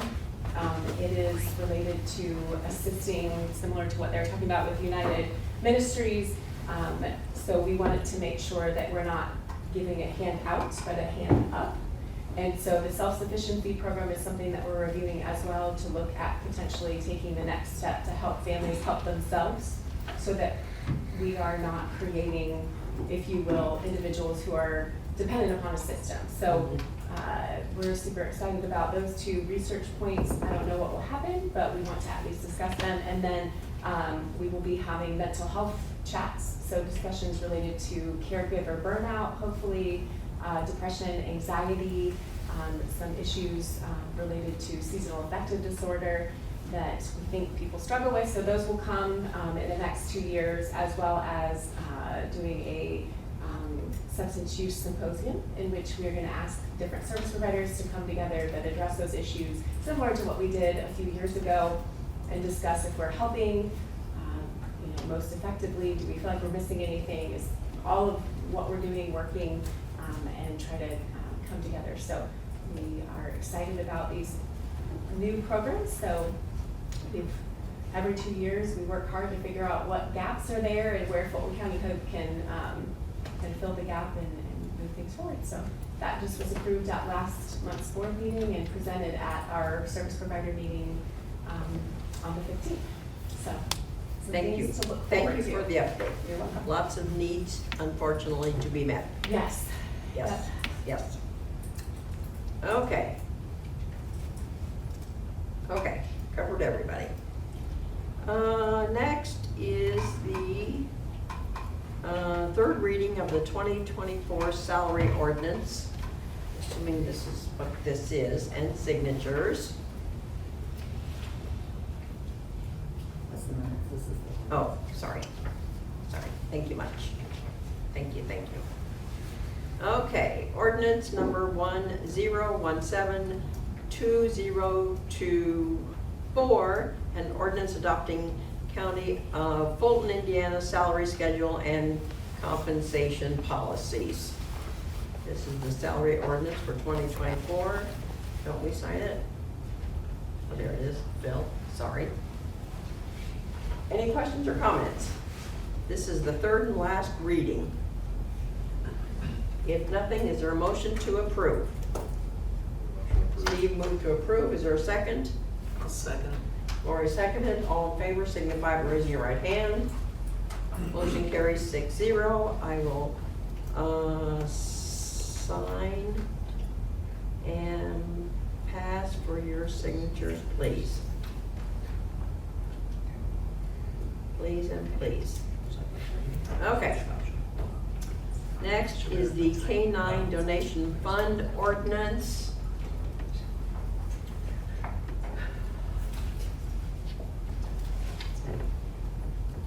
There it is. We will have the third and last reading in our December meeting, but I will read it. It's very short in its entirety. Ordinance number 11212023, an ordinance establishing a donation fund for the Fulton County K-9 program, whereas the County of Fulton has elected to establish a donation fund for the Fulton County K-9 program pursuant to IC 36-1-3 to receive donations for the purpose of training and maintaining the K-9 program through the Fulton County Sheriff's Department, and whereas IC 36-1-3-6 requires a unit to adopt an ordinance prescribing a specific manner for exercising the power of home rule, and whereas State Board of Account guidelines recommends using the 4100 series for establishing donation funds, now therefore be it ordained that there is hereby a fund created and named Fulton County K-9 donations and numbered 4103, and is established for the following purposes. 1, receiving donations for the intent of supporting the Fulton County K-9 program, and 2, funds held in Fund 4103, Fulton County K-9 donations, will be used explicitly for the purpose of supporting the Fulton County K-9 program. The funds shall be administered by the Fulton County Council and will be effective upon passage. That's the first in reading. Any questions about the K-9 program ordinance? If not, I will ask for a second reading by title only. Ron, move to Second. approve. Steve seconded. All those in favor signify by raising your right hand. Motion carries 6-0. Ordinance number 11212023, and ordinance establishing a donation fund for the Fulton County K-9 program. We will have the third and last reading of this ordinance at our December meeting, sorry. Next on the agenda, year-end accounting resolution. So this is going to be resolution number 1121. It can be the same number, can it? Uh-huh. Yeah. 11212023. Resolution 11212023, year-end accounting transaction authority. I don't remember ever doing this before, We but did one last year. we did? I remember, Well, yeah. see, I wasn't paying attention last year either. Okay. Be it resolved by the Fulton County Council granting authority to the Fulton County Auditor to make accounting corrections necessary for all county government funds ending the calendar year with negative budget line balances and/or negative cash balances. The Fulton County Auditor shall provide a report of accounting adjustments made at the first council meeting of the calendar year following the adjustments. Passed and adopted this 21st date of November 2023. Any questions or comments? If not, is there a motion to approve? I make motion we approve. Lori moved to approve, is there a second? Second. Randy seconded, all in favor, signify by raising your right hand. Motion carries 6-0. I'm passing the resolution for your signature, please. Next on the agenda are the minutes from our October 17th council meeting. Has everyone reviewed the October 17th council meeting minutes? Take a breath. Are there any questions or comments? If not, is there a motion to approve the October 17th council meeting minutes? I make a motion we approve. Lori moved to approve, is there a second? Ron second. Ron half-heartedly seconded. All those in favor signify by raising your right hand. Motion carries 6-0. Okay, transfers. What's this resolution? Oh, the meeting. Whoops, I forgot one, sorry. Okay, this is resolution 11/21/2023A, sorry. 2024 meetings. Resolution 11212023A, a resolution of the County Council of the County of Fulton, Indiana, establishing meeting times for 2024. Whereas the Fulton County Council has established they will meet on the first Tuesday of the year at 9 a.m. to organize, and on the third Tuesday of each month at 5 p.m. in the Commissioner Meeting Room in the Fulton County Office Building, with the exception of when a holiday falls on the third Monday and other special circumstances as necessary. Whereas the Fulton County Council have established times as set out under Indiana Code 36-2-3-7. The established meeting dates are listed below. Now therefore be it resolved by the Fulton County Council that the Fulton County Council has established that they will meet on the third Tuesday of each month at 5:00 p.m. and other special circumstances in the Commissioner Meeting Room in the Fulton County Office Building located at 125 East 9th Street in Rochester. 2, if there's a Monday holiday, the Fulton County Council will meet on the next business day following the regularly scheduled Tuesday. And 3, if other meetings are scheduled, public notices will be given. Any questions or comments? If not, is there a motion to approve? Ron moved to approve. Is there a second? Second. Steve, was that you? Steve seconded. All in favor signify by raising your right hand. Motion carries 6-0. I'm going to sign and pass. Now we're to transfers.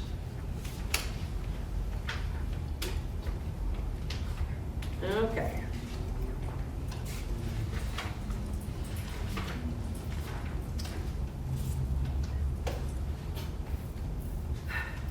The first transfer is the Highway Department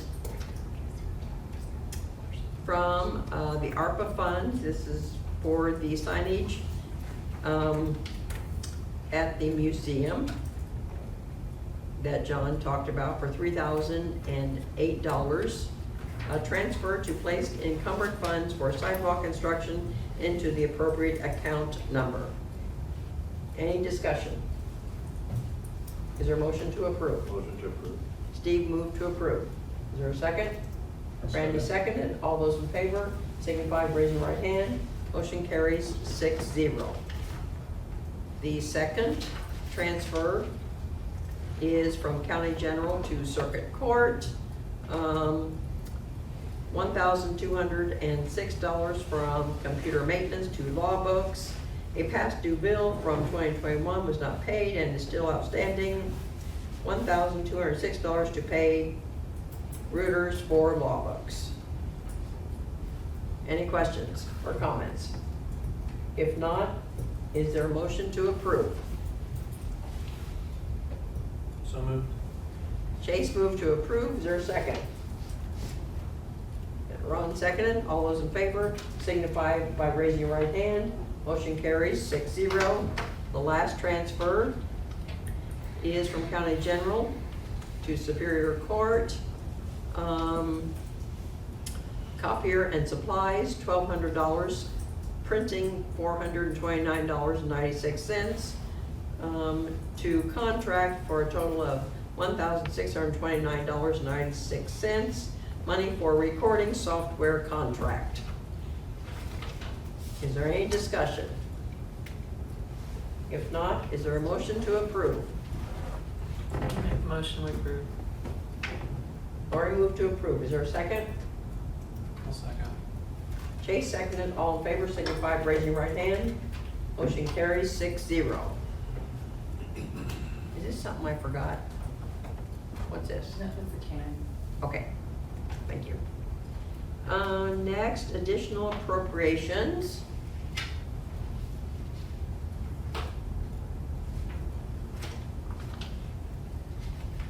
Okay.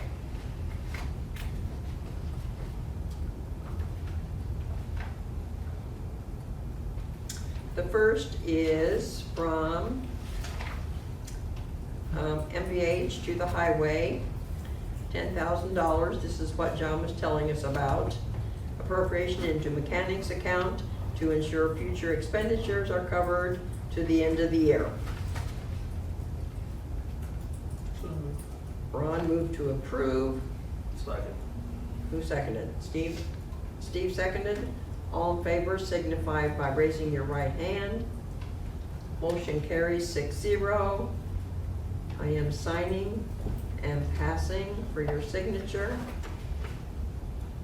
And the last appropriation, no, I lied to you. The next appropriation is tourism.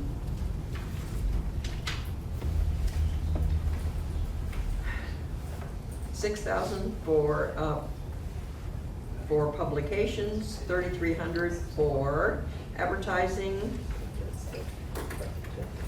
and $7,000 for something. I can't read it right. For a total of $16,300. it states our 2023 budget was cut to begin the year. We have increased our overall income significantly and are advertising Fulton County more extensively. We are seeing more organizations with events apply for grants. That one says research grants, I think. Thank you. Yeah, research I have grants. no clue. Okay, That means. is there a motion to approve? I have a question. Okay. Did they bring this before us beforehand? Did I just not, did I forget that they did it? Not that I'm aware of. We wouldn't have paid it without the funding there. So they spent the money without us giving it to them already, is that? The county has not spent the money. I don't know. They if did. spent the money. When you increase the innkeeper's tax from 3 to 5%, that increased income. So that's what they're after. They're after that Oh, they're additional, after the additional increase. they're after the additional increase. Thank you. And they didn't ask for it ahead of time, right? Not that I'm aware of, no. But that's what Rebecca Hartzler's reasoning was to the commissioners last night. I have a question. Okay, I don't know nothing about this convention, visitor, tourism. Where are they located? I've never seen them address the council, have they? That's what I was that's the asking. correct statement.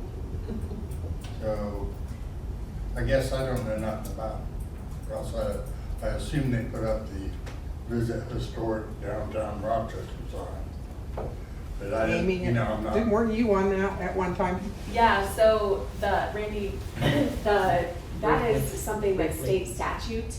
The money that comes in from the innkeeper's tax basically establishes the commission. And when I moved back home, I was asked to reorganize the commission under a different ordinance because it was established under an old ordinance. So we did an extensive amount of research to look at how that's established, and basically the different positions were what was needing to be changed. So I don't currently know who sits on the commission at the moment. no idea. I do believe that Melinda Klinger is on that. She's president, that's the I- only thing I know. Yeah, that's the only thing I know. And so ultimately, they have money that comes in that's collected through the treasurer, and then they're supposed to work with the auditor's office to get a budget together, and the auditor's office has to give them a budget, which they are never happy with. Basically because they have to give the budget based on what the actual funds are, not what could be happening. And so there's a level where because tourism needs to be advertised, that is what the money has to be spent on. So whatever the budget that the auditor's office gives them is what they're supposed to stay within, and that's what they're supposed to expend the money on. And it generally is supposed to be on activities that would advertise 50 miles away or bringing people from 50 miles away or more. So whether that's a billboard or advertising in some state brochure that they have, but they are supposed to go through the auditor's office and go through the process, so.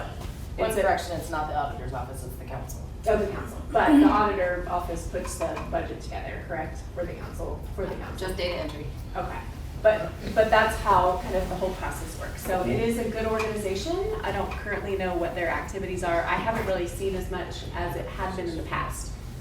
But it's So that- necessary. That's an overview of what tourism is. And this appropriation is, as Kathy said, as a result of the increase in innkeeper's tax. Okay? Okay. All right. Do they disperse their advertising in the hotels? Is that where they put out their publications and advertising? Generally, they're supposed to be looking at ways to advertise externally, because the whole point that the state statute is to bring people from 50 miles away or more. Yeah. The hotels are involved because of the fact that that's how the money for a stay less than 30 days, they get the money for those specific stays. So they are supposed to be spending it effectively, and there's supposed to be a process. When we did it, we created Because there was a large amount, and there was a lot of discussion, if you remember, Kathy, related to certain organizations getting a large amount of money. What was discussed at that point was that they would have a application process for organizations in Fulton County to be able to receive funds to advertise their events, so that it's not just going to one or two agencies or organizations, but that multiple organizations or agencies can potentially apply for and receive the funds. I don't know if that's still what's happening or not. I don't know. Yeah. I'd have to talk to Melinda. I was trying to research the other day and I couldn't find, I think they changed their website, so I have no haven't, idea. yeah. Do they have an office? Randy, I can tell you they meet in our office. They meet in your Okay? office? Okay. I'm not part of it, I Yeah. don't meet with them or Yeah. anything, but they do meet once a month. Okay. I didn't know where they even met.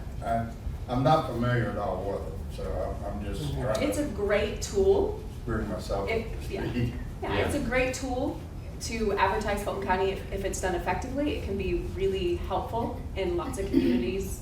It brings a lot of people in, so. Okay, I guess I know sometimes the money's limited in that fund, and I just don't appreciate going over budget and expecting us to just appropriate it without coming to us. I would agree.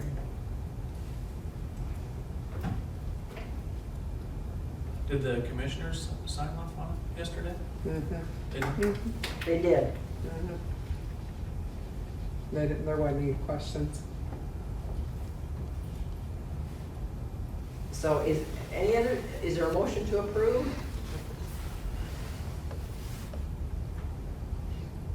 Motion to table, so we get someone in there to explain it. Yeah. You want this table? I make a motion to table it until we can get it explained.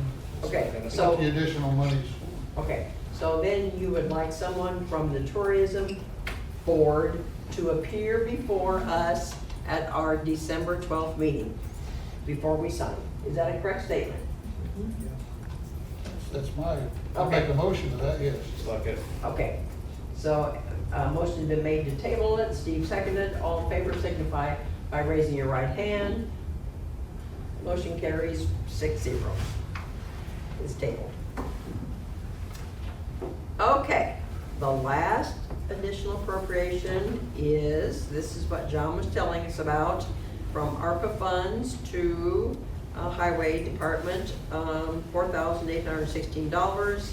Appropriation to cover the amount due for the museum sidewalk and ramp that exceeds the quoted amount. Is there any discussion? If not, is there a motion to approve? Motion to approve. Steve moved to approve. Is there a second? Randy seconded. All in favor signify by raising your right hand. Motion carries 6-0. I am signing and passing. And this is the last appropriation. We're to old business. Randy, old business. I guess the only thing I had that I kind of would classify as old business, I'd made a question regarding the employee service that we hire to kind of help us console our employees and manage our employees. I made the comment that I would like to know what we were spending, and I got the report, I got a thing from Christine a little bit ago on it, so I'd like to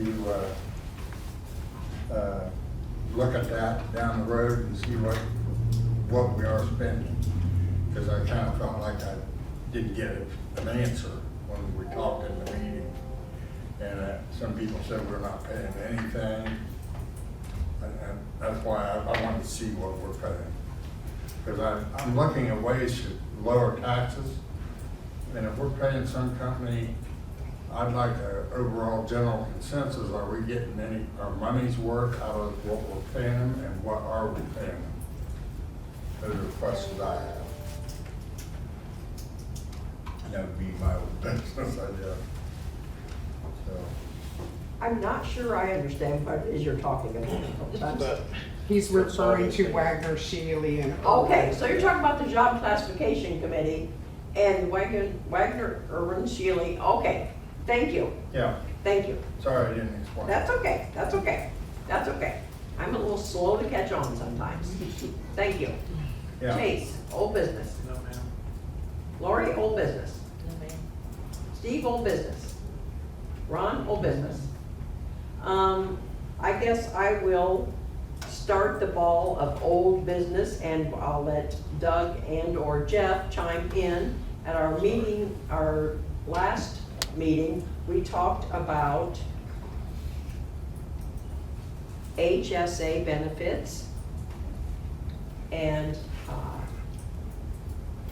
how those benefits to employees that are covered by our health insurance, they lose those HSA benefits once they turn 65. And these gentlemen have questions about that and wonder if that is a good policy to help retain our current employees and experienced people. Thank you, Steve. So, do you guys want to add anything to that? Jeff or Doug? Because I think maybe last time I really didn't explain it. I didn't express your concerns well enough. So for that, I apologize. So I'll give you a small window. I'd rather not give you hours. I'll give you a small window to explain your concerns. Okay, we've got, as of right now, we have our HSA being contributed by the county. Once we hit 65, we can't get that anymore. We understand that, so that's not the main point that we're looking at.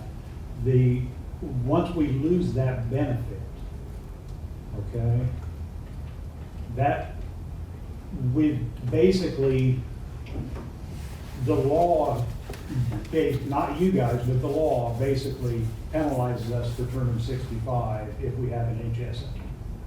So we lose that benefit. With that benefit that we have, we pay our doctor bills, we pay our prescriptions, we pay any medical related expenses that we have. When we turn 65, we lose it, we understand that. But we've lost a benefit that everybody else that's not 65 is on the county insurance still gets. When I turn 65, I'm retaining my county insurance as my primary insurance. My Medicare will be a secondary supplement because that's the way Medicare works. So can we regain part of that benefit that we're being taken away from us by possibly the county picking up our share of our premium that we had deducted before from our check while we was getting the added benefit? The county would still come up money ahead in the long run because it wouldn't total as much as the $2,500 benefit that we're getting now. So we would still receive some benefit under the county insurance, but the county would also have their burden of the $2,500 eased up by, I don't know, $700 and some a year per employee. Now, if the employee didn't take the county insurance, it's a null point. But for us as keeping the county insurance, because it's good insurance, you know, we've lost a benefit that the other 8 county employees are getting that we can't. And so going back to one of the first things you guys talked about on the, with the hospital, which sounds like a great deal.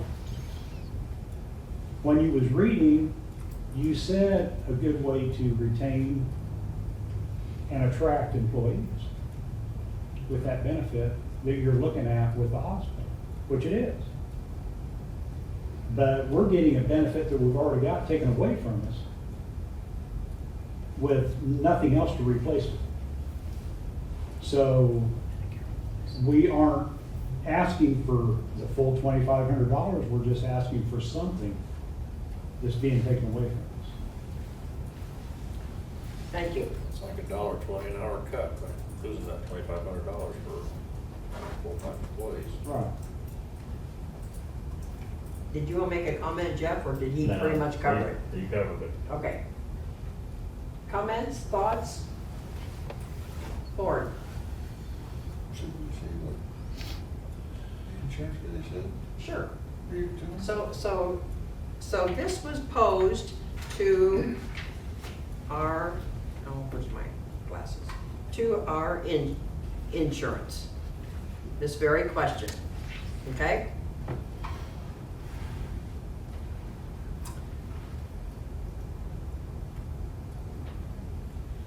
An employer may not convert HSA contributions to premium contributions as it is discriminatory.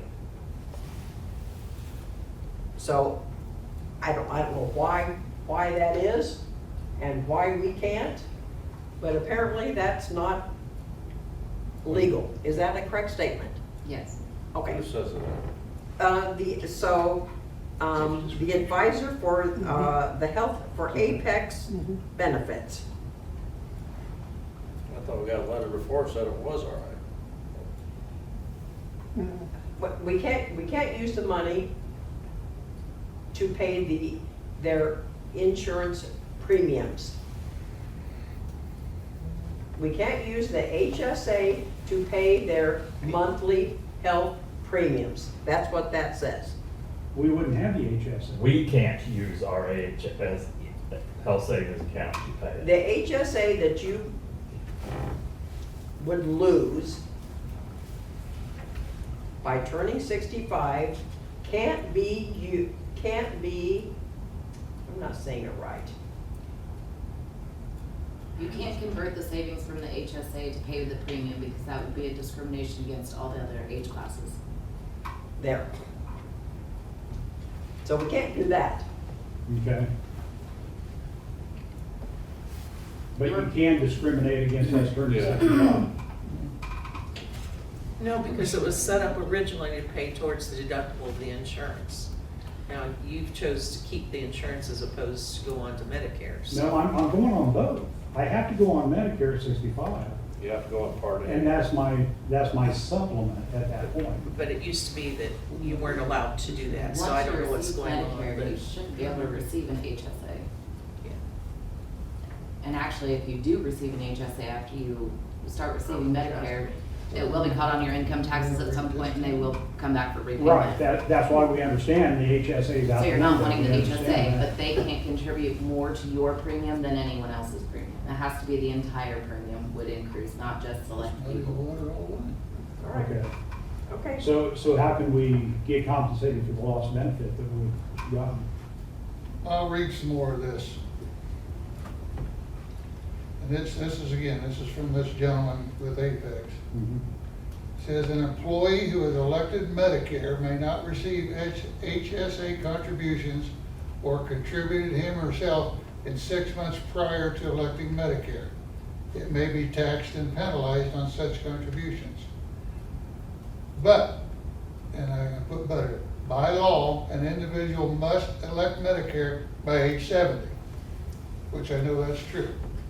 So there's a 4.5-year period where an employee could receive and make HSA contributions if they are eligible employees. And these are the 4 elements. 1, a full-time employee. 2, already on the HSA plan. 3, not on Medicare. And 4, the employer offers HSA. So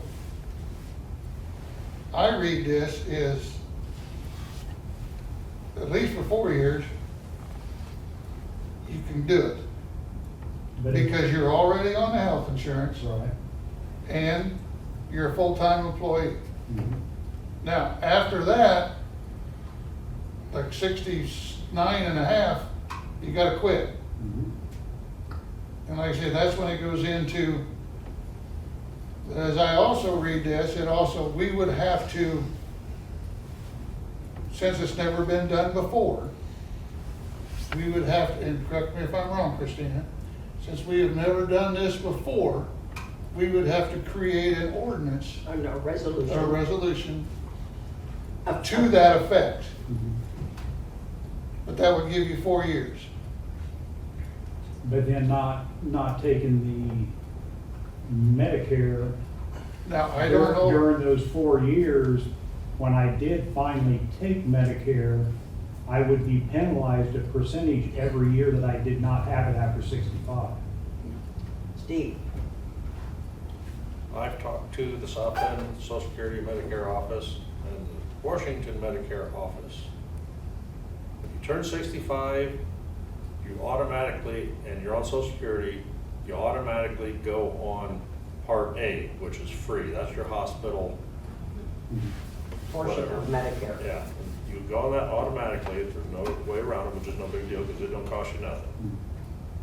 Part B, you can call in, they'll send you a form that you refuse, as long as you are, you're covered by eligible insurance, just like you have to have on your taxes every year, that you, proof of insurance. You can opt out of Part B, which is one that costs you money, and the drug plan, Part D, whatever that is. You can opt out of them as long as you are already on a, and especially if you're in a group plan. Now, like the way I kind of understood her, like a private individual or something, on a private plan, you can't do it. If you're under a group company, group plan, you can opt out of the Part B and the Part D, and as long as you're covered under other insurance, you don't have, they're not taking no money out of your Social Security check or whatever for Part B and Part D. Yeah, as long as you're covered by an approved group plan. So, and you're not, and you can, you can stay on that as long as you like. Well, I don't know about the 70-year-old deal, but as long as you're, But I wouldn't be without on being Social penalized. Security yet. Huh? I wouldn't be on Social Security, right? That gets It's stuff. about Medicare, not Social Security. Right. Yeah, well, when you turn 65, you automatically go on Medicare. Right. Part A, but you can opt out of Part B and Part D if you're covered by a group insurance plan that's approved, which ours is, of course. And you're not penalized. You're good to go as long as you're covered by that plan. But you say you lose, whatever, retired, lose your insurance, then you ought to just go on Medicare like you normally would without no penalty. I've got that from the Washington office of Medicare, and I got it from the South Bend office of Social Security Medicare. I talked to both of them the last several weeks. But the federal law still states that we can't receive HSA at 65. I did not ask about that, none of it, no, you didn't even I ask. think there's I can't remember what the code is for No. it, No, I that there didn't. doesn't say that. It does not, right. So did somebody officially tell you that? but it was on the government website that you can't do it. Once you turn 65 and are eligible for Medicare, doesn't say you have to take it, it's just eligible for it at age 65. It said that you could not get or contribute to the HSA after that point. And so we understand that once we hit 65, it's gone. We understand that. But is there any way to give us some kind of benefit to replace what's being taken away from us? And it's not being taken away from by you guys. Right. It's the feds that are doing it. You don't have to lose it? What you saying, Ron? Well, that's what, yeah, this is. By law. Go ahead. By law, and I'm just reading what this guy wrote. By law, an individual must elect Medicare by age 70. So there is a 4.5-year period where an employee could receive and make HSA contributions if they are eligible employees. See, and that contradicts what Doug said. Yeah. I don't know. If that was the case, it wouldn't be any big deal. We wouldn't be sitting here.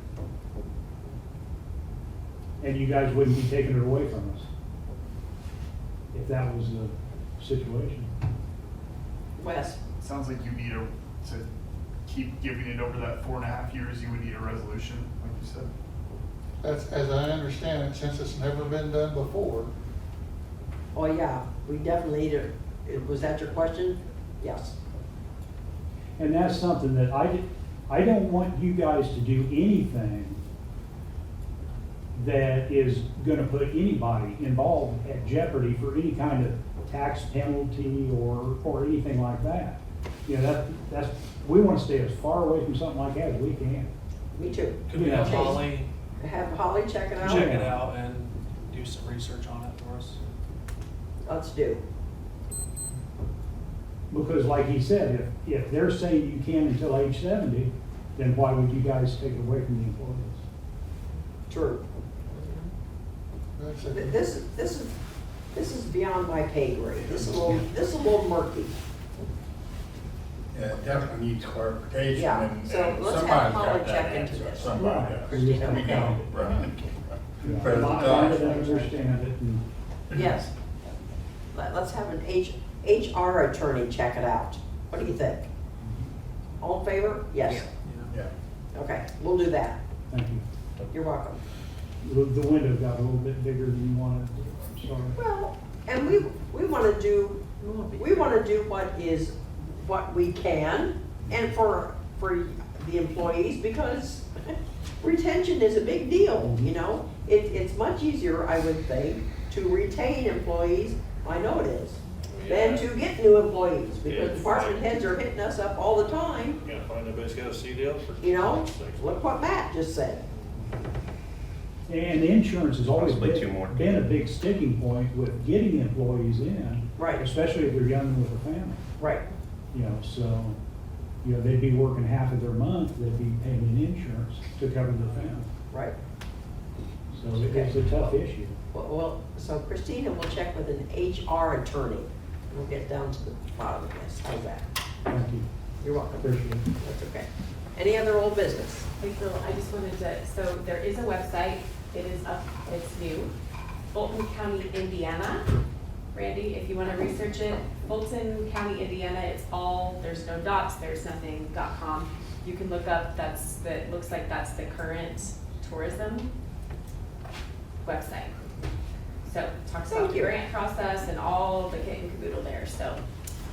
Research you. to your heart's content. Thank you. Okay. New business. Randy, new business. No? Chase, new business. No, ma'am. Lori, new business. No, ma'am. Steve, new business. I got a commercial.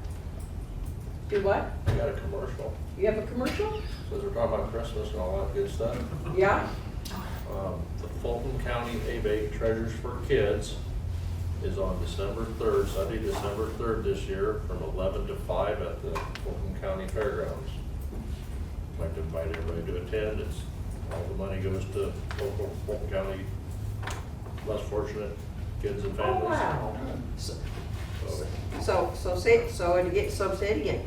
It's December the 3rd? December the 3rd, Sunday, from 11 to 5 At the fairgrounds. at the fairgrounds. And this is ABATE, and so this is we bring money and donate, I mean. There's what- it's like a $10 donation, you can either get like a $10 toy, just $10 cash, or like $10 worth of canned goods, just Oh, thank you. all the cash goes to the different, So it stays local. yes, all Fulton County. Good, And, good. and there will be Harley Davidson Santa sleigh rides if the weather's good. Thank you. Okay. Ron, new business. Are you gonna say something about Lee? You gonna say something about Kevin? Heather said, Huh? are you gonna say something about Heather said something? You can. Well, we, this past month, actually, we lost a couple of people within Fulton County. Heather Reddinger's husband passed away, and we want to recognize her and keep her in our thoughts. And also Carol Chillen from Wabanobie Township. I worked closely with her on the Hazardous Substance Committee. She was great advocate of the people of Albany Township and the Fort County landfill. And she did all of the well testing and reported to us. She was a plethora of knowledge, and she was fantastic to work with.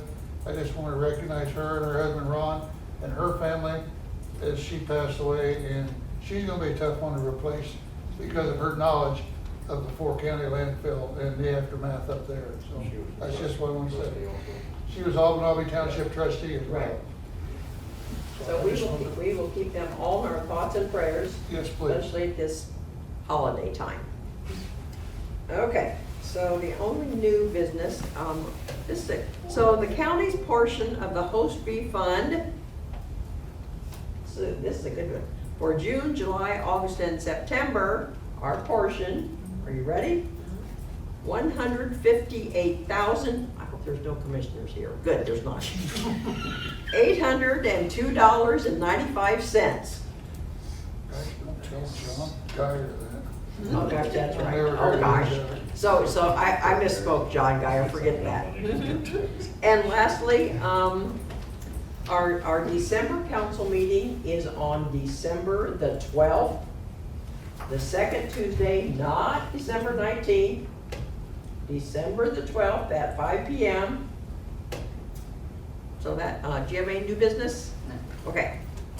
So I guess that's all. I'll ask for a motion to adjourn. So moved. Lori moved to adjourn. Is there a second? Randy seconded. All those in favor signify by raising the right hand. Meeting adjourned. Happy Thanksgiving to everyone. Be safe and well.